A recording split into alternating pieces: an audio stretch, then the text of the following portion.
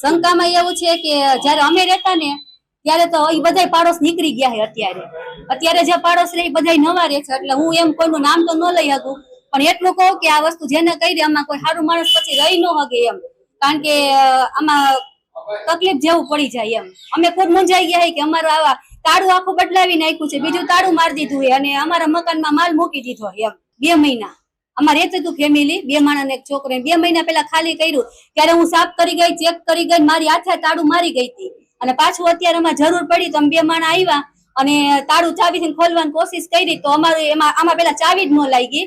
પછી મારા ઘરવાળાએ કંટાળીને અમારું તાળું તોડી નાખ્યું અને અમે અંદર જેવા ગયા ને એવા અહીંથી બોટલ હતી, અંદર 10 બોટલો એ રીતના બધું નોખું બધા કોકે રાખી દીધું એમ.